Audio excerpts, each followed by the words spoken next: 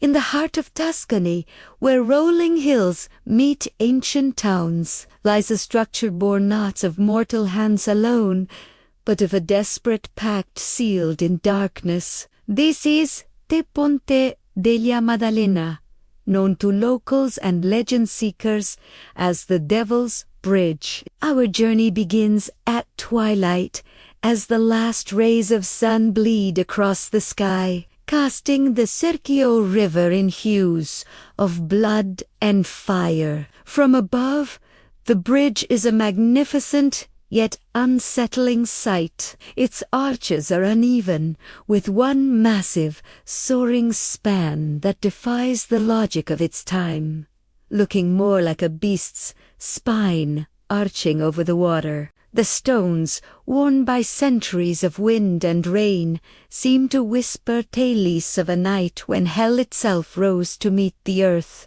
As dusk deepens into night, the air grows cold, and a profound silence falls over the river, broken only by the lapping of water against the ancient piers. This is a place where history and nightmare intertwine, a monument to a bargain that costs a soul. The legend begins in the 11th century with a master bridge builder, a man of great skill but even greater pride, tasked with connecting the two banks of the treacherous The river was wild and unpredictable, and his deadline loomed like a headsman's axe. Days turned into weeks, and the central, most difficult arch of his bridge remained incomplete. Despair gnawed at him. He saw his reputation crumbling like the very foundations he struggled to lay. One night, as a storm raged, he stood on the riverbank, staring at his failure,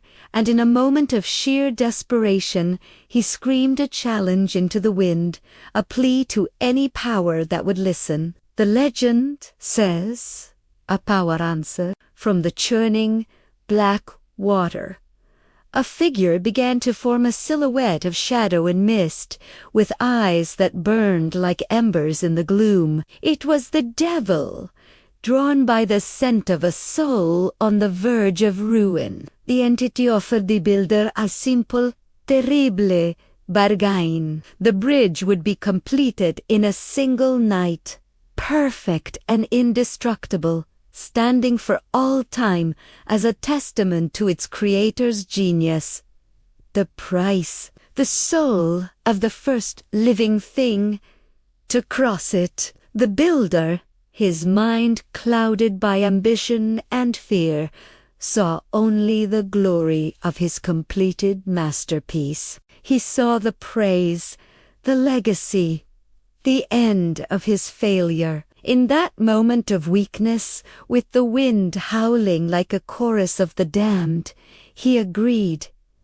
The pact was sealed. A tremor ran through the ground, and the very air seemed to crackle with an unholy energy. The devil smiled, a lipless, chilling expression, and then vanished back into the shadows, leaving the builder alone with the echo of his fatal promise and the dawning horror of what he had just done. As the first light of dawn broke, the builder returned to the river, his heart a cold stone of dread in his chest. What he saw stole his breath.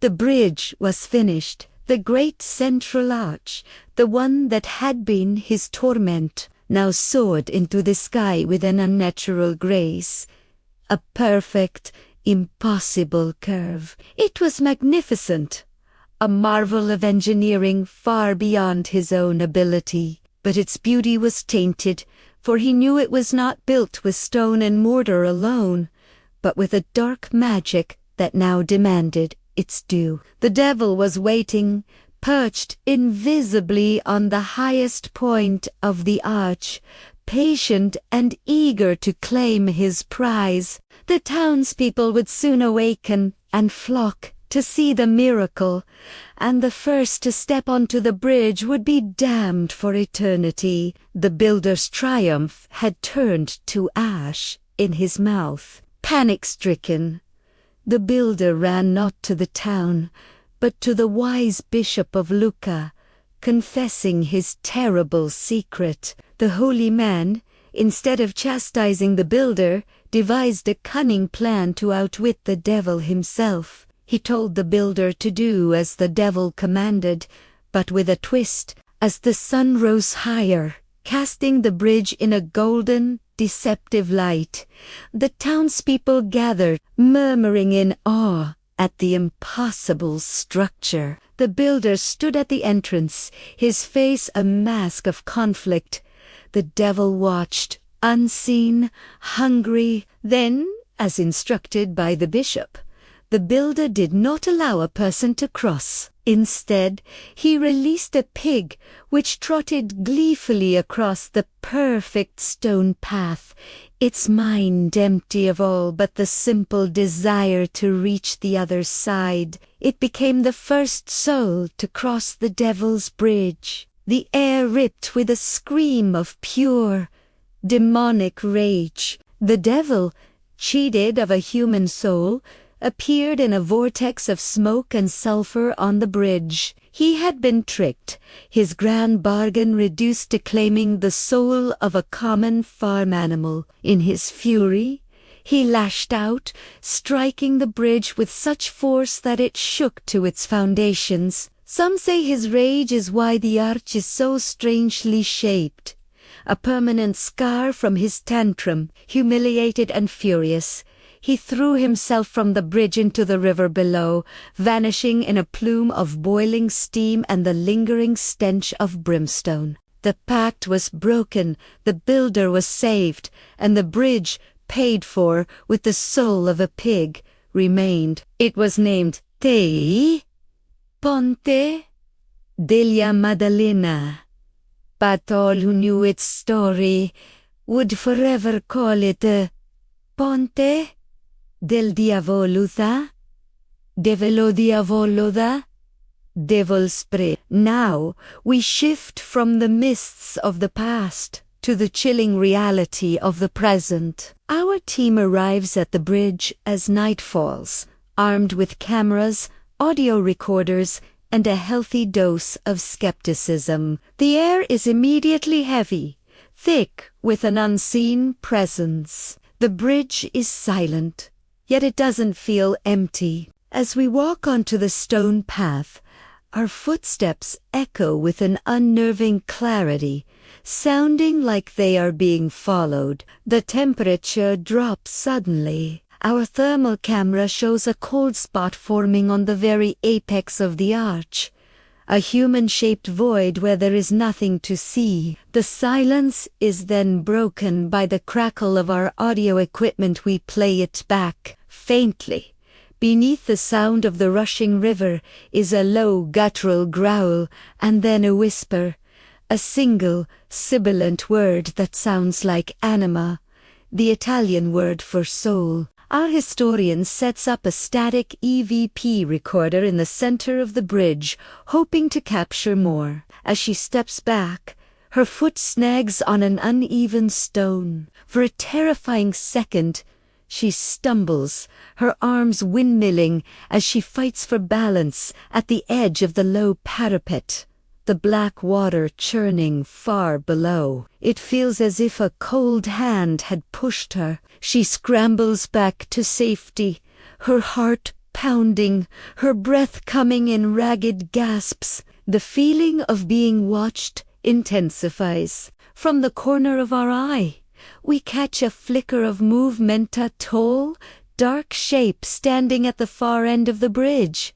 Gone as soon as we turn to look. It's a trick of the light, we tell ourselves, a shadow cast by the gnarled trees on the bank. But the feeling of malevolence lingers, a palpable energy that clings to the ancient stones. We decide to explore the small chapel dedicated to Mary Magdalene at one end of the bridge, a holy place built, perhaps, to ward off the lingering evil. Inside, the air is still and cold, but different, less hostile. Yet, as our camera pans across the dusty interior, it captures a fleeting image in the reflection of the glass, protecting an old painting, a horned silhouette, standing just behind the cameraman. The figure is there for only a frame, a subliminal flash of horror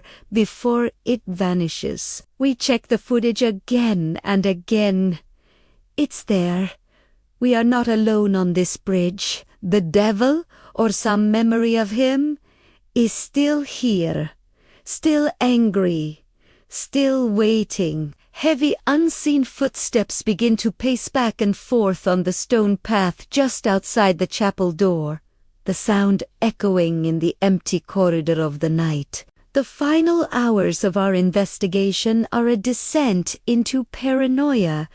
Every gust of wind sounds like a whisper. Every shadow seems to coalesce into a menacing form. Our equipment begins to malfunction, batteries drain in an instant, and our audio recorder fills with static, punctuated by what sounds like mocking, inhuman laughter. We feel a profound sense of despair creeping in, a hopelessness that mirrors the builder's own desperation all those centuries ago. It's an oppressive weight, a spiritual exhaustion, as if the very stones are draining our will to stay. The legend feels terrifyingly real. We are intruders in a place that still belongs to a dark power, trespassers on a monument to a pact that has never been forgotten. The bridge itself feels alive, a sleeping stone dragon that has been disturbed from its slumber. As the first hint of dawn approaches, the oppressive atmosphere begins to lift, like a fever breaking. The unseen presence recedes with the darkness, and the bridge returns to being just a bridge. Exhausted and shaken, we pack our gear, the night's events feeling more like a nightmare than reality. The sun rises, casting a beautiful, serene light over the Circio River and the ancient stone arches. The water flows peacefully, and the Tuscan countryside awakens to a new day. The bridge looks majestic again, a work of art, its dark history washed clean by the morning light. It seems the story is just that, a legend, a ghost story to tell on a dark night. But as our final shot pans away, a calm morning view of the river, the camera slowly tilts up to the bridge's highest point. For a fleeting moment, silhouetted against the morning mist, a dark, horned figure stands silently, staring down into the water before dissolving into the thin air. Like to support? Subscribe for more, and share to spread the fear.